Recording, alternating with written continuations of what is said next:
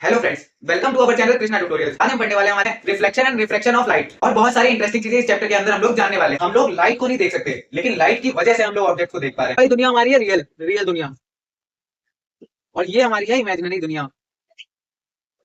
अब भैया ये रियल और इमेजिनरी दुनिया क्या होता है? रियल दुनिया जिसमें तुम अभी हो, और इमेजिनरी दुनिया वो होती है जिसको तुम रात में सपनों में जैसे खोए हुए हो कि भैया वो तो हमारी हो ही गई, इस टाइप से सोच रहे हो बैठ के, वो तुम्हारी एक इमेजिनरी दुनिया है। और रियल में वो तुम्हारे ऊपर चाटे मार के जा रही है। तो रियल दुनिया हमारी ये है जो हमारे पास में, जो हमारे आसपास में चल रही है। इमेजिनरी दुनिया जो हमारे ख्यालों में है, ख्यालों में जो हमने बना रखी है, उसको बोलते हैं हम लोग इमेजिनरी। ये तुम्हारी इमेज तुम्हें दिखाई दी, तुम इमेज में देखते हो। जैसे मान लो ये तुम्हारा है राइट हैंड, ये है तुम्हारा लेफ्ट हैंड, ये तुम्हारा राइट लेग, ये तुम्हारा लेफ्ट लेग। तुम देखते हो जो इमेज में, तो तुमको तुम्हारा राइट लेग उल्टी साइड दिखाई देता है। राइट लेग ये हो गया तुम्हारा, ये लेफ्ट लेग हो गया। ये तुम्हारा हो जाएगा यहाँ पे राइट हैंड, ये हो जाएगा लेफ्ट हैंड। अगर तुम इधर से शीशे में देख रहे हो, ये तुम्हारा राइट हैंड है, तुम अपना राइट हैंड ऐसे करके उठा रहे हो, तो तुम देखोगे शीशे में तुम्हें तुम्हारा लेफ्ट हैंड उठता हुआ दिखेगा। मतलब ऐसे करके तुम इधर से उठा रहे हो, तो शीशे में तुम अपने आप को इस टाइप से देखोगे, शीशे में तुम इस टाइप से दिखाई दे रहे हो। हम अपने पार्ट को यहीं पर एंड करते हैं, मिलते हैं नेक्स्ट पार्ट में। नेक्स्ट पार्ट में हम लोग रिफ्लेक्शन, रे डायग्राम से मिरर के बारे में जानेंगे अच्छे से, स्फेरिकल मिरर, लेंस, इन सब के बारे में अच्छे से जानने वाले हैं, और बड़ा इंटरेस्टिंग लेक्चर रहने वाला है next. Thank you for watching this video. Hello friends, welcome to our channel Krishna tutorials. Myself Priyansh Dixit, और आज हम पढ़ने वाले हैं हमारे क्लास 10 फिजिक्स का हमारा पहला चैप्टर, जिसका नाम है reflection and refraction of light, प्रकाश का परावर्तन तथा अपवर्तन। इस चैप्टर में हम लोग को लाइट के बारे में जानने को मिलेगा, लाइट का रिफ्लेक्शन कैसे होता है, लाइट का रिफ्रैक्शन कैसे होता है, इन सब के बारे में जानने को मिलेगा। इमेजेस कैसे बनती हैं वो सब जानेंगे हम लोग, और बहुत सारी इंटरेस्टिंग चीजें इस चैप्टर के अंदर हम लोग जानने वाले हैं। तो हम लोग अपने चैप्टर को स्टार्ट करते हैं। इसकी स्टार्टिंग हम लोग करते हैं लाइट से। सबसे पहले तुम्हारे दिमाग में आएगा कि लाइट होती क्या है, लाइट एक क्या चीज है। लाइट, लाइट को हम लोग बोलते हैं, लाइट एक फॉर्म ऑफ एनर्जी है, फॉर्म ऑफ एनर्जी। यानी कि जो लाइट है, जिसको हिंदी में बोला जाता है प्रकाश, इसको कहते हैं फॉर्म ऑफ एनर्जी है। यानी कि प्रकाश हमारा जो है वो एक प्रकार की ऊर्जा है, एक प्रकार की ऊर्जा है जिसकी वजह से हमको वस्तुएं दिखाई देती हैं।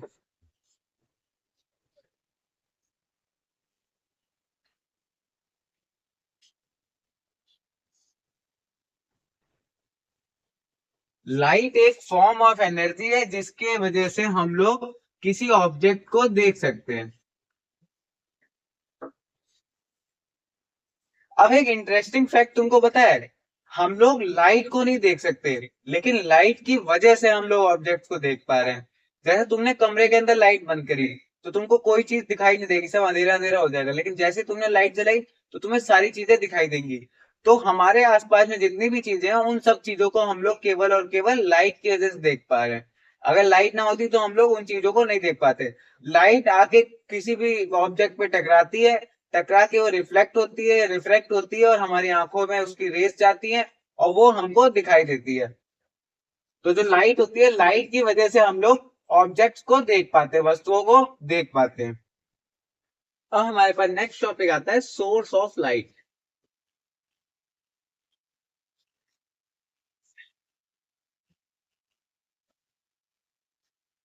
ऊर्जा के स्रोत।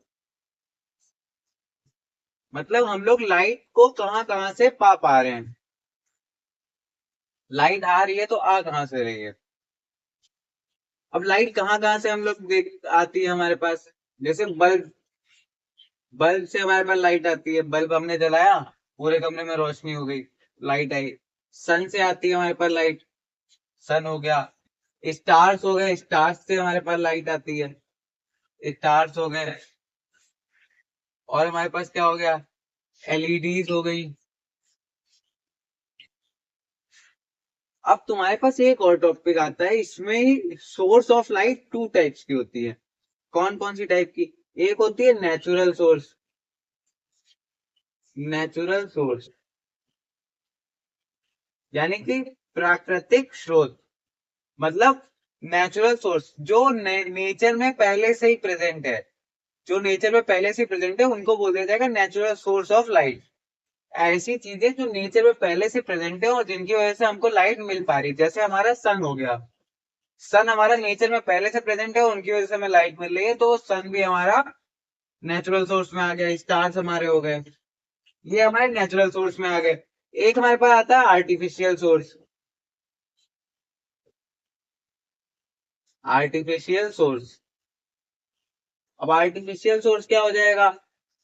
जब तुमने देखा बल्ब हो गया तुम्हारा, बल्ब तुम्हारा आर्टिफिशियल सोर्स है, तुमने बनाया है ना, हम लोगों ने, इंसानों ने ही अपने हाथों से बनाया है बल्ब को, तो हमारा ये आर्टिफिशियल सोर्स हो गया। एलईडीज हो गई, ये भी हमारी आर्टिफिशियल सोर्स हो गई। अब तुम खुद सोच के देखो एक बार को, मान लो तुम कमरे के अंदर बैठे हुए हो, तुमने एकदम से लाइट्स को ऑफ कर दिया, लाइट्स तुमने ऑफ करी, लाइट्स ऑफ करने पे तुम्हें क्या होगा? कमरे में पूरे अंधेरा हो जाएगा। अंधेरा क्यों हुआ? क्योंकि तुमने लाइट ऑफ कर दी, लाइट ऑफ करने की वजह से अंधेरा हो गया। इसका मतलब ये है, अगर हमें कोई भी ऑब्जेक्ट को देखना है तो लाइट का होना जरूरी है। अगर लाइट नहीं होगी तो तुम्हें कोई भी ऑब्जेक्ट दिखाई नहीं देगा, कोई ऑब्जेक्ट नहीं दिखाई देगा, क्योंकि लाइट अगर नहीं होगी, लाइट आके रिफ्लेक्ट नहीं करेगी, ऑब्जेक्ट पे टकराएगी नहीं और हमारी वो आंखों तक नहीं आएगी, तो हमें कोई भी ऑब्जेक्ट दिखाई नहीं देने वाला है। तभी लाइट का होना बहुत ज्यादा इंपॉर्टेंट है अगर हमें कोई भी ऑब्जेक्ट को देखना है। अब एक और चीज आती है हमारे पास, लाइट जो होती है, लाइट की speed in vacuum, speed in vacuum, vacuum मतलब कि निर्वात। स्पीड तो जानते होगे, चाल, इसकी निर्वात में, इसकी कितनी चाल होती है? जो लाइट होती है, लाइट के अंतरिक्ष में कितनी चाल है, निर्वात में हमारी कितनी चाल है वैक्यूम के अंदर? वो होती है 3 × 10⁸ मीटर पर सेकेंड। इतनी ज्यादा स्पीड से हमारी जो लाइट होती है वो ट्रेवल करती है हमारे वैक्यूम में। तो हम लोग बोलते हैं स्पीड इन वैक्यूम लाइट की कितनी होगी? 3 × 10⁸ मीटर पर सेकेंड। अब इसके बाद में हम लोग हमारे नेक्स्ट टॉपिक पे चलते हैं। उससे पहले हम लोग एक और चीज देख लेते हैं। जो लाइट होती है हमारी, हमारी लाइट हमेशा स्ट्रेट लाइन में ट्रेवल करती है। स्ट्रेट लाइन, हमेशा ये स्ट्रेट लाइन में ट्रेवल करेगी, मतलब कि सीधी रेखा में चलेगी।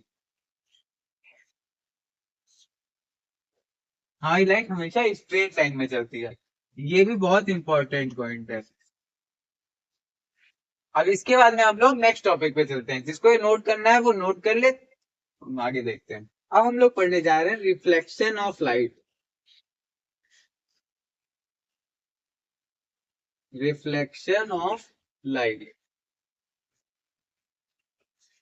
जिसको बोला जाता है प्रकाश का परावर्तन। प्रकाश का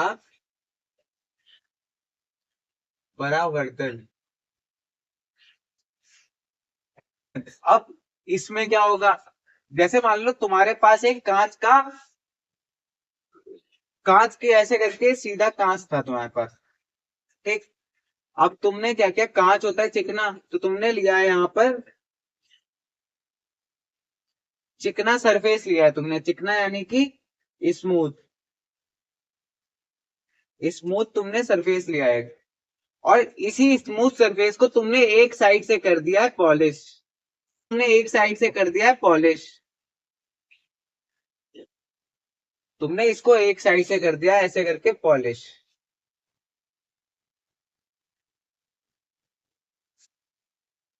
अब यहां से हम लोग भेज रहे हैं लाइट को, लाइट आई, इससे टकराई और इधर के लिए चली गई। जो हमारी लाइट है, प्रकाश है हमारा, जो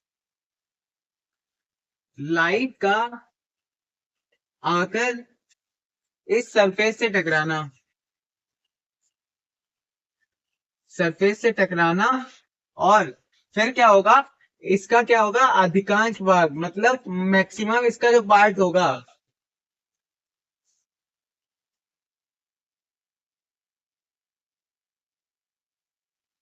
मैक्सिमम पार्ट ऑफ लाइट इससे टकराकर वापस लौट जाएगा। तो जो लाइट आई हमारी, लाइट आके इस सरफेस पे टकराई, सरफेस पे टकराकर इसका मैक्सिमम पार्ट हमारा वापस लौट गया। ये जो वापस लौटने की हमारी प्रक्रिया है, इसी को हम लोग बोल देते हैं कि रिफ्लेक्शन। तो इसको ऐसे बोल सकते हैं कि bouncing back, bouncing back of light is called reflection.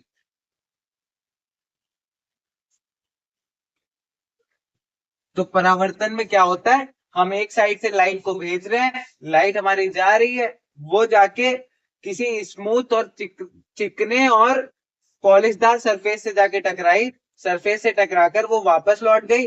वापस लौटने की इसकी प्रक्रिया को हम लोग बोल देते हैं कि परावर्तन हुआ यहाँ पर। तो इसको हम लोग ऐसे लिख सकते हैं, जब प्रकाश किसी पॉलिशदार सरफेस से टकराता है, किसी पॉलिशदार तल से टकराता है जाके, तो उसका अधिकांश भाग वापस लौट जाता है। इसके प्रकाश के वापस लौटने की प्रक्रिया को ही हम लोग परावर्तन कहते हैं। तो इसको इंग्लिश में बोल सकते हैं bouncing back of light is called reflection. अब क्या है, ये जो इधर रे आ रही है, इसको हम लोग बोल देते हैं इंसिडेंट रे। इंसिडेंट रे, जिसे हिंदी में बोला जाता है आपतित किरण। इसको हिंदी में बोलते हैं हम लोग आपतित किरण। तो जो किरण हमारी तरफ से जा रही है, मतलब जो किरण शीशे पे हमारे जाके टकरा रही है, उस वाले किरण को बोलते हैं इंसिडेंट रे, यानी कि आपतित किरण। और जो शीशे से टकरा कर वापस जा रही है, इसको बोलते हैं रिफ्लेक्टेड रे। रिफ्लेक्टेड रे यानी कि परावर्तित किरण, परावर्तित किरण।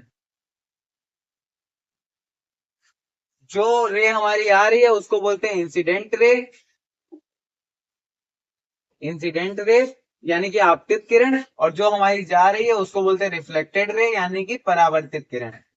अब क्या होता है, जहां पर ये आगे टकरा रही है, यहां पर हम लोग एक अभिलंब खींचते हैं, यानी कि नॉर्मल खींचते हैं। इस पॉइंट पे हमने खींचा है एक नॉर्मल, ये जो इसको हम लोग बोल देते हैं नॉर्मल। नॉर्मल जहां पर आकर हमारी रे टकरा रही है और टकरा कर वापस जा रही है, उसको हम लोग बोल देते हैं normal.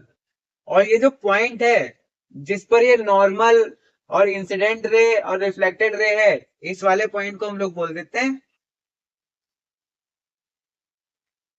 Point of incidence. Point of incidence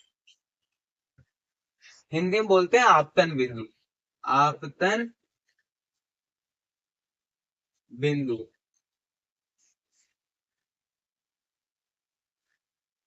अब क्या होता है, जो हमारी इंसिडेंट रे है, ये इंसिडेंट रे है और ये हमारा नॉर्मल है।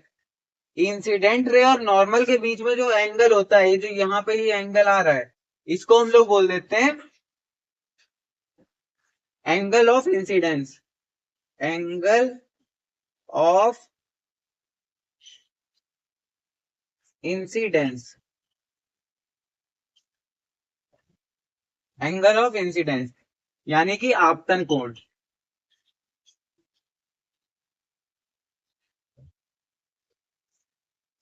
इसको हम लोग बोलते हैं एंगल ऑफ इंसिडेंस यानी कि आपतन कोण। इसको दिखाया जाता है एंगल, आगे आई करके दिखा देते हैं, आई यानी कि एंगल ऑफ इंसिडेंस। और जो ये हमारे नॉर्मल और रिफ्लेक्टेड रे के बीच में एंगल होता है, इसको हम लोग बोल देते हैं एंगल ऑफ रिफ्लेक्शन। रिफ्लेक्शन जिसको हिंदी में बोला जाता है परावर्तन कोण।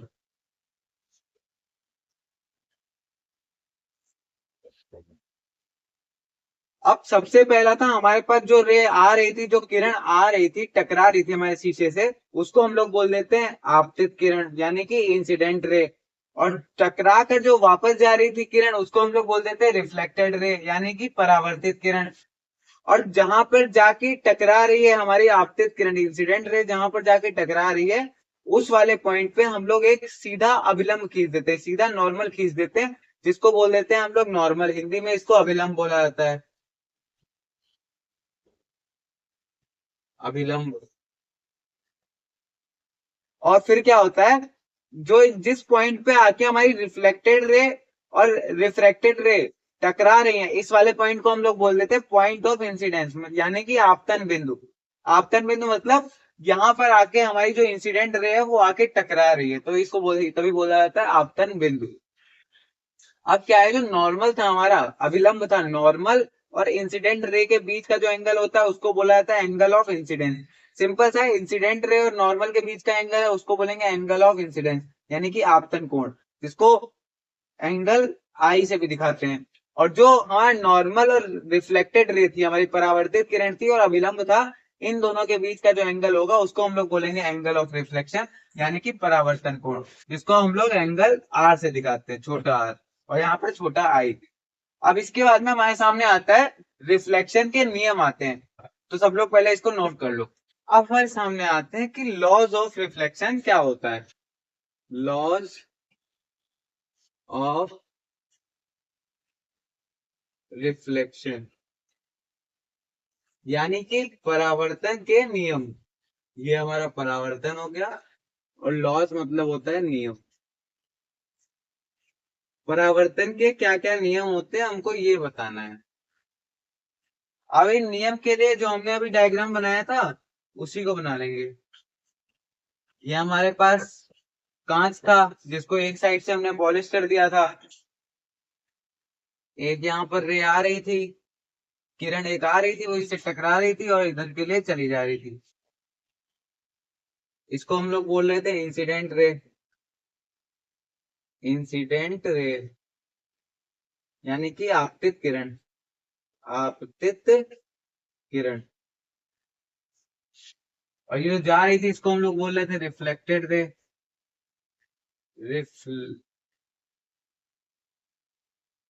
रिफ्लेक्टेड रे यानी कि परावर्तित किरण।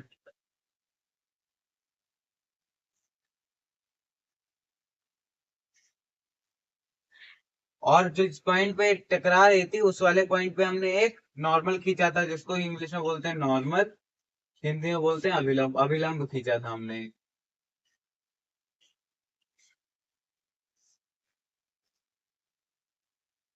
नॉर्मल और इंसिडेंट रे के बीच का एंगल था, इसको हम लोग बोल देते हैं एंगल आई, यानी कि एंगल ऑफ इंसिडेंस। एंगल आई हमारा हो गया angle of incidence. Angle of incidence यानी कि आपतन कोण। आपतन कोण।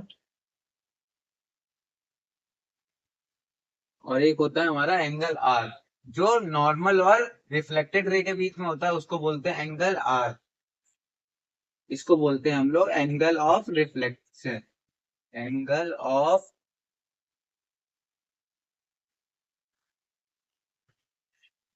रिफ्लेक्शन यानी कि परावर्तन कोण। परावर्तन कोण।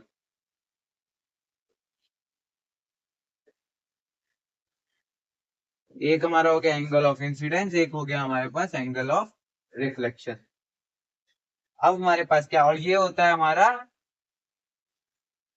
Point of incidence. Point of incidence जिसको हम लोग हिंदी में बोल देते हैं आपतन बिंदु। आपतन बिंदु इसको हिंदी में बोला जाता है। अब जो हमारे रिफ्लेक्शन होता है, रिफ्लेक्शन के दो नियम होते हैं। कौन कौन से दो नियम होते हैं। पहला नियम क्या होता है। पहला नियम होता है जो हमारा एंगल ऑफ इंसिडेंस है, यानी कि जो हमारा आपतन कोण है, और जो हमारा एंगल ऑफ रिफ्लेक्शन है यानी कि जो परावर्तन कोण है, ये वाला कोण, ये वाला कोण, ये दोनों के दोनों कोण हमारे बराबर होंगे। पहला लॉ तो ये होता है। पहला लॉ है हमारा angle of incidence is equal to angle of reflection.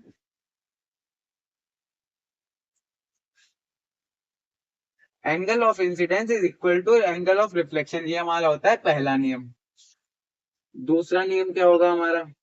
दूसरा नियम होता है जो इंसिडेंट रे है, नॉर्मल है, और रिफ्लेक्टेड रे है, ये तीनों चीजें एक ही तल में होती हैं।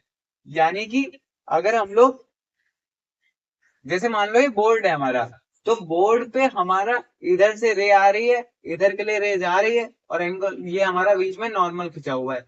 तो इंसिडेंट रे, रिफ्लेक्टेड रे और जो नॉर्मल है, ये तीनों एक ही सरफेस के अंदर आ रहे हैं। इस टाइप से देख रहे हो तुम लोग, तो एक ही के अंदर आ रहे हैं। ये एक ही तो बोर्ड तो ऐसे करके पूरा सेम सेम है। जैसे मान लो तुम्हारा कागज का पेपर है, पेपर पे तुमने अपना यही वाला डायग्राम बनाया, तो वो एक ही पेपर पे तो आ पा रहा है ना। जैसे इस टाइप से पूरा तल आ रहा है, ये इसी के ऊपर तो है, ये पूरा एक ही सरफेस के ऊपर तो है। तो एक ही सरफेस के ऊपर ये तीनों चीजें आ रही हैं। ये नहीं है कि जो हमारा नॉर्मल है, नॉर्मल बाहर के लिए निकला हुआ है, रिफ्लेक्शन इधर के लिए जा रहा है, वो जो हमारी इंसिडेंट रे इधर से आ रही है, ये कुछ नहीं है। नॉर्मल भी हमारा उसी वाले एंगल तल में है, उसी वाले सरफेस में है, जिस सरफेस में हमारा इंसिडेंट रे और रिफ्लेक्टेड रे है। तो हम लोग बोल सकते हैं कि जो हमारा इंसिडेंट रे है, या जो हमारा जो नॉर्मल है और रिफ्लेक्टेड रे, ये तीनों चीजें एक ही सरफेस के अंदर होती है, यानी कि एक ही तल में होती हैं। अब सेकेंड नियम हमारे पास क्या आता है? सेकेंड नियम होता है जो हमारा ये इंसिडेंट रे है, और जो ये हमारी रिफ्लेक्टेड रे है, और जो नॉर्मल है हमारा, यानी कि इंसिडेंट रे पहले लिख लो, इंसिडेंट रे जिसको बोलते हैं आप सिर्फ किरण, इंसिडेंट रे, रिफ्लेक्टेड रे जिसको बोलते हैं परावर्तित किरण, एंड नॉर्मल जिसको हिंदी में बोलते हैं अभिलंब। तो हमारी जो इंसिडेंट रे है, रिफ्लेक्टेड रे है और जो नॉर्मल है, ये तीनों एक ही प्लेन के अंदर आते हैं। यहाँ पर हमारा 2D प्लेन ही चल रहा है, 2D प्लेन में ही आते हैं हमारे ये। यानी कि अगर तुमने अपने पेपर के ऊपर बनाया, तो इंसिडेंट रे हमारी तुम्हारे पेपर पे ही आ रही है, रिफ्लेक्टेड रे भी तुम्हारे पेपर पे ही है, और जो नॉर्मल है वो भी तुम्हारे पेपर पे ही है। ये नहीं है कि पेपर से बाहर ऐसे करके तुम्हारी तरफ एक हम नॉर्मल बना दे रहे हैं, ये कुछ नहीं है। तो जो हमारा इंसिडेंट रे है, वो भी हमारा एक ही प्लेन में आ रहा है, रिफ्लेक्टेड रे भी एक ही प्लेन में, ये तीनों चीजें हमारी एक ही प्लेन के अंदर है। ऐसे बोल सकते हैं एक ही तल में होती हैं, एक ही तल में होती है, एक ही प्लेन में होती है। जैसे तुम खुद ही सोचो ना, ये बोर्ड पे हमने तीनों चीजें बनाई है। इधर से मान लो यहाँ पर से हमारी ऐसे इंसिडेंट रे आ रही है, आई यहाँ पे टकराई, रिफ्लेक्टेड रे ऐसे करके निकल गई। और जो हमारा नॉर्मल था, नॉर्मल हमने बोर्ड पे ही ऐसे करके ऊपर के लिए बनाया है। मतलब इधर साइड से हमारी वो आ रही थी इंसिडेंट रे, इधर के लिए रिफ्लेक्टेड रे आ रही थी, नॉर्मल हमने ऐसे बनाया है। ये नहीं किया कि नॉर्मल को हम ऐसे करके बाहर निकाले दे रहे हैं। तो जो ये तीनों चीजें ऐसे करके एक ही प्लेन के अंदर आएंगी। मतलब अगर तीनों चीजों को तुम ड्रॉ कर रहे हो, तो ड्रॉ करने के बाद ऐसे काटने का ट्राई करोगे, तो तीनों चीजें कटेंगी एक साथ, तीनों चीजें एक ही प्लेन के अंदर आ रही है। तो हम लोग ये बोलते हैं, जो सेकंड नियम होता है, ये तीनों चीजें इंसिडेंट रे, रिफ्लेक्टेड रे और जो नॉर्मल है, नॉर्मल, ये तीनों चीजें हमारी एक ही प्लेन के अंदर आती हैं, एक ही तल के अंदर आती हैं। अब लॉस हमारे कंप्लीट हो गए। इसके बाद में हम लोग नेक्स्ट टॉपिक पे चलते हैं, जिसको नोट करना है वो नोट कर ले पॉज करके। अब हम लोग देखने जा रहे हैं हमारे नेक्स्ट टॉपिक, इमेज के बारे में, जिसको हिंदी में बोला जाता है प्रतिबिंब।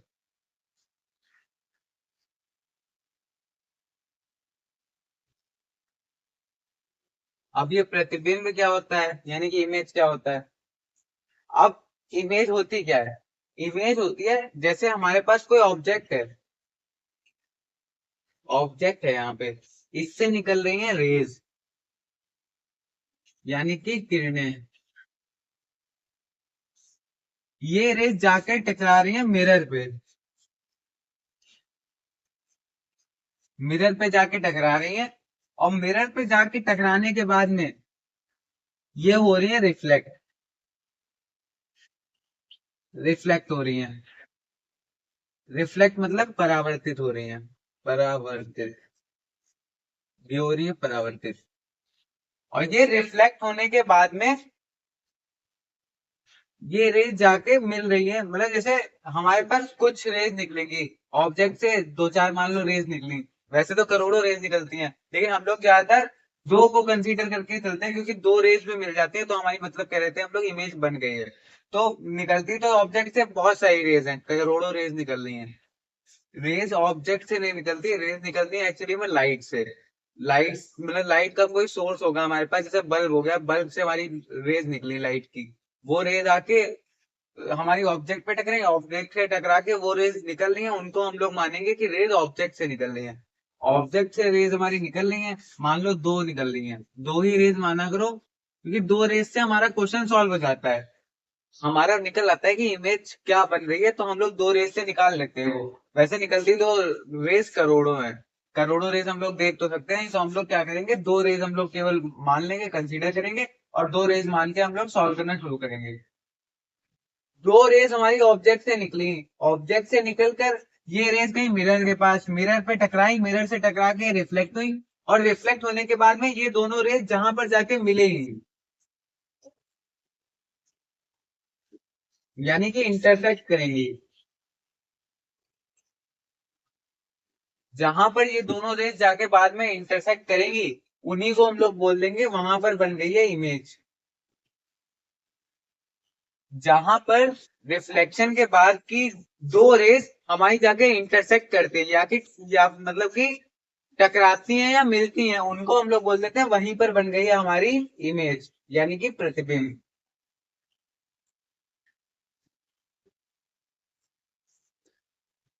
अब जो इमेज होती है, इमेज हमारी दो टाइप की होती है, एक होती है वास्तविक,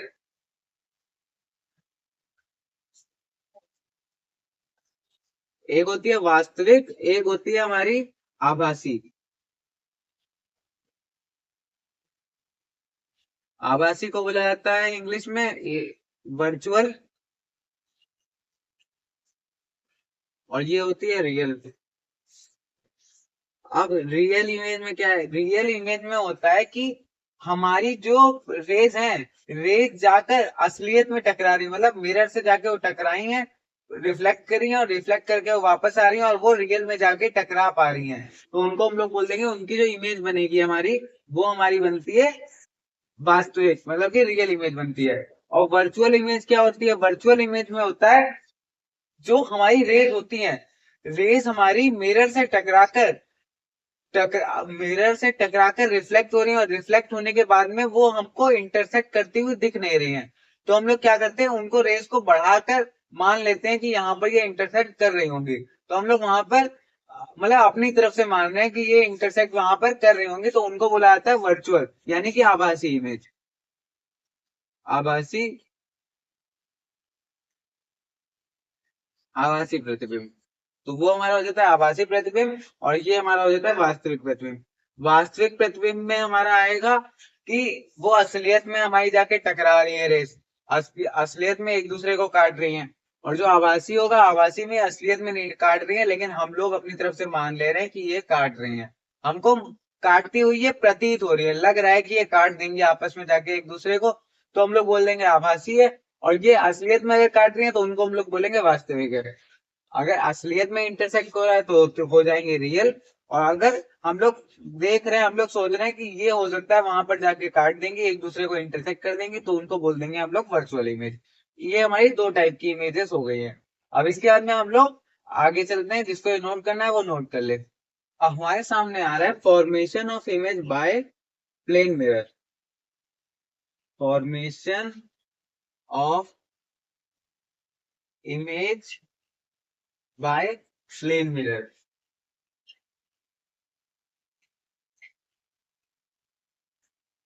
यानी कि समतल दर्पण द्वारा प्रतिबिंब का बनना।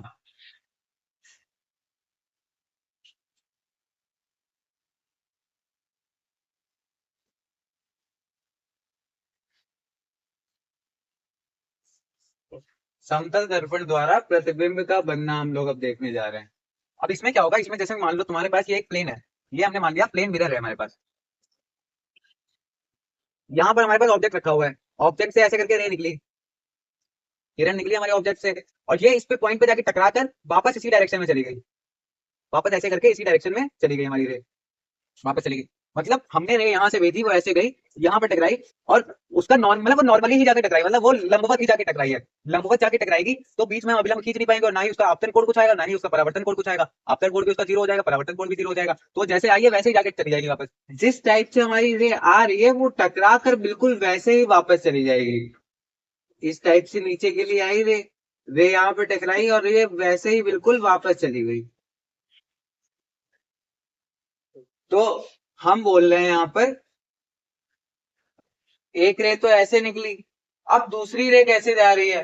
दूसरी रे हमने मान लिया यहां से रे गई है और यहां पर जाके टकराई है, यहां पे जाके रे टकराई हमारी, और रे टकराकर ऐसे रिफ्लेक्ट हो गई। ये हमारी इंसिडेंट रे हो गई और ये ऐसे करके रिफ्लेक्ट हो गई है। ये हमने बना लिया नॉर्मल हमारा। ये हमारा हो गया एंगल ऑफ इंसिडेंस, ये हो गया हमारा angle of reflection, angle of incidence and angle of reflection. अब हम क्या देख रहे हैं, हमको ये, तुम देख रहे हो ये वाली रे है, रे ऐसे करके ऊपर ले जा रही है। जैसे ये हमारा मिरर था, मिरर से एक रे तो ऐसे करके रिफ्लेक्ट होके ऐसे जा रही है, और एक रे हम देख रहे हैं ऐसे करके रिफ्लेक्ट होके ऐसे जा रही है। ये ऊपर वाली दुनिया हमारी है रियल, रियल दुनिया, और ये हमारी है इमेजिनरी दुनिया।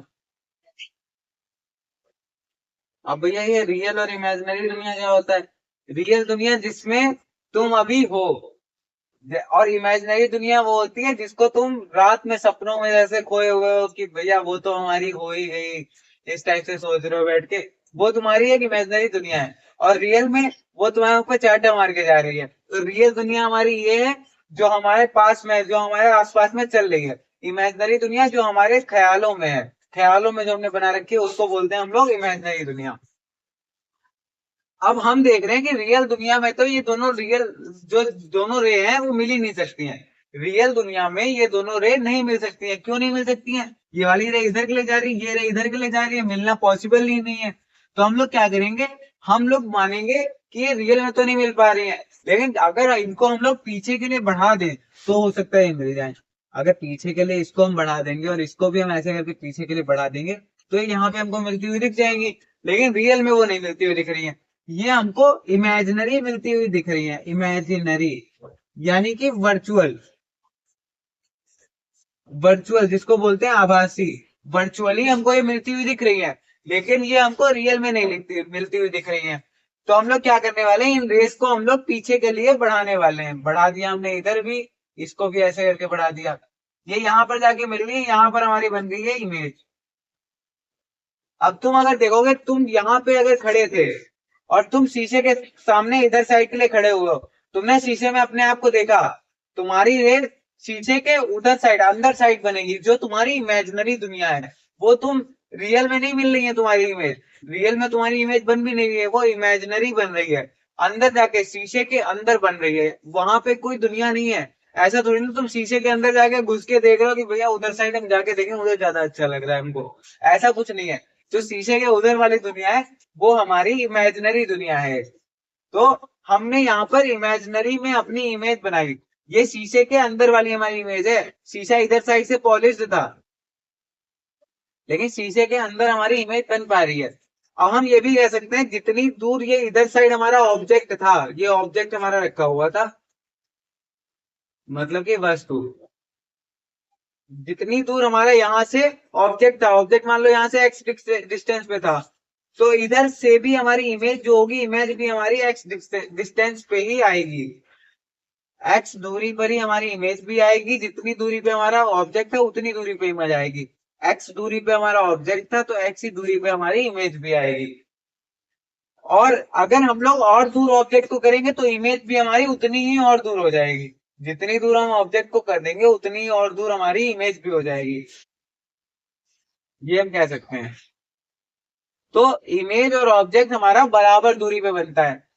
दर्पण से, जो हमारा मिरर था, मिरर से सेम दूरी पे हमारा ऑब्जेक्ट होगा और सेम ही दूरी पर हमारी इमेज भी होगी। बस इमेज हमारी नेगेटिव साइड में होगी, जो हमारी इमेजिनरी दुनिया है, मतलब कि वर्चुअली हमारी इमेज बनेगी।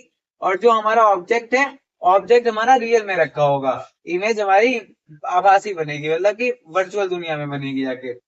इसमें एक और चीज भी आती है, वो क्या होती है, जो हमारा प्लेन मिरर होता है, प्लेन मिरर में हमारी जो इमेज थी, हमने पहले बताया इमेज जितनी दूरी पे हमारा ऑब्जेक्ट था उतनी दूरी पे बनेगी।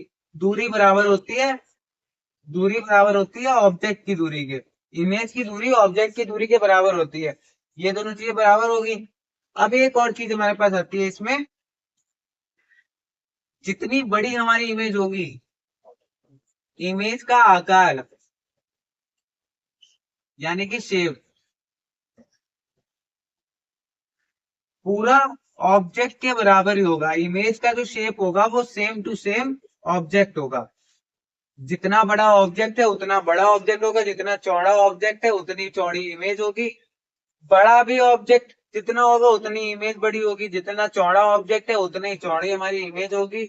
आकार पूरा सेम होगा, मतलब जितना जैसा शेप हमारे ऑब्जेक्ट का था वैसे शेप हमारी इमेज का भी होगा। ठीक, इस चीज को नोट कर लो जिसको इसको नोट करना है। हम लोग अगले पॉइंट पे चलते हैं। अब इसके बाद में हमारे सामने आ रहा है लेटरल इन्वर्जन। अब ये लेटरल इन्वर्जन क्या होता है, इसको हिंदी में बोला जाता है पार्श्व उत्क्रमण। अब ये लेटरल इन्वर्जन क्या होता है, जैसे तुमने शीशे में देखा होगा, तुम ये खड़े हो, ये तुम्हारे पास है शीशा,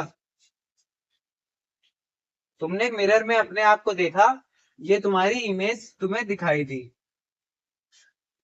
तुम इमेज में देखते हो, जैसे मान लो ये तुम्हारा है राइट हैंड, ये है तुम्हारा लेफ्ट हैंड, ये तुम्हारा राइट लेग, ये तुम्हारा लेफ्ट लेग। तुम देखते हो जो इमेज में, तो तुमको तुम्हारा राइट लेग उल्टी साइड दिखाई देता है। राइट लेग ये हो गया तुम्हारा, ये लेफ्ट लेग हो गया, ये तुम्हारा हो जाएगा यहाँ पे राइट हैंड, ये हो जाएगा लेफ्ट हैंड। अगर तुम इधर से शीशे में देख रहे हो, ये तुम्हारा राइट हैंड है, तुम अपना राइट हैंड ऐसे करके उठा रहे हो, तो तुम देखोगे शीशे में तुम्हें तुम्हारा लेफ्ट हैंड उठता हुआ दिखेगा।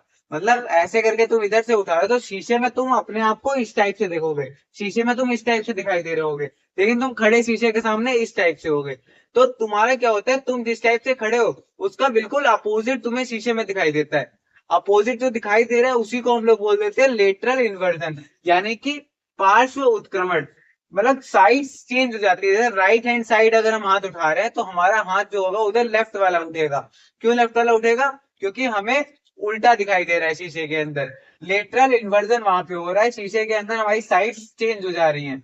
जैसे तुमने देखा होगा जो वो हमारे पास कार होती है वो वाली एम्बुलेंस वगैरह होती है, एम्बुलेंस में देखते होगे ऊपर लिखा होता है एम्बुलेंस लिखा होता है, लेकिन ऐसे तो नहीं लिखा होता जैसे हमने लिख के दिया तुमको। अगर तुमने सामने से देखा हो तो तुम देख के कहते होगे यार ये एम्बुलेंस इसमें उल्टा क्यों लिखा हुआ है। तुम्हारे दिमाग में आता होगा, हमने तो कई बार देखा है तो लगता है कि यार ये उल्टा क्यों लिखा हुआ है, लेकिन जब पढ़ा हमने ये वाला चैप्टर तो हमें समझ में आया ये उल्टा क्यों लिखा होता है।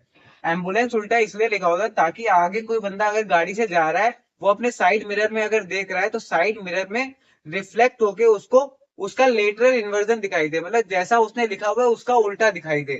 लेटरल इन्वर्जन में ये होता है, कोई मिरर जो है हमारे पास, मिरर से कोई भी ऑब्जेक्ट हमारा लेटरली लेटरली इन्वर्ट होके दिखाई देगी, लेटरली इन्वर्ट होके दिखाई देगी।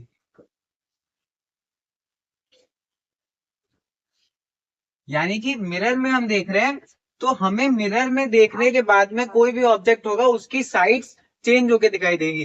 राइट हैंड उसका लेफ्ट हैंड हो जाएगा और लेफ्ट हैंड उसका राइट हैंड हो जाएगा। तो हमको मिरर के अंदर कोई भी, अगर हम प्लेन मिरर है, प्लेन मिरर में हम कोई भी चीज को देखते हैं तो वो हमको लेटरली इन्वर्ट होके दिखाई देती है। इसीलिए हमारा ये होता है लेटरली इन्वर्जन। इसमें सिंपल सा ये चीज है कि शीशे में हम देखेंगे अगर, तो हम अपना इधर रियल में हाथ राइट वाला उठा रहे हैं तो शीशे में हमें लगेगा कि हमने अपना लेफ्ट हैंड उठाया है। तो यही होता है हमारा लेटरली इन्वर्जन। लेटरल इन्वर्जन इसी को हम लोग कहते हैं। किसी भी शीशे में हमारी चीजें उल्टी दिखाई देती है। हम यहाँ पर इस टाइप से खड़े हुए, शीशे के अंदर हम इस टाइप से खड़े होंगे, मतलब पूरा उल्टा हो जाएंगे, अपोजिट हो जाएंगे। उसी को हम लोग बोल देते हैं लेटरल इन्वर्जन। हम अपने पार्ट को यहीं पर एंड करते हैं, मिलते हैं नेक्स्ट पार्ट में। नेक्स्ट पार्ट में हम लोग रिफ्लेक्शन, रे डायग्राम से मिरर के बारे में जानेंगे अच्छे से, स्फेरिकल मिरर, लेंस, इन सब के बारे में अच्छे से जानने वाले हैं। और बड़ा इंटरेस्टिंग लेक्चर रहने वाला है नेक्स्ट। तो चलिए सब लोग आइएगा जरूर नेक्स्ट लेक्चर में, मिलते हैं नेक्स्ट लेक्चर में। Thank you for watching this video. अगर वीडियो पसंद आई है तो लाइक कीजिए, सब्सक्राइब कीजिए और हाँ बेल आइकन जरूर दबा दीजिएगा ताकि नेक्स्ट पार्ट आपसे छूट ना जाए। Thank you for watching this video.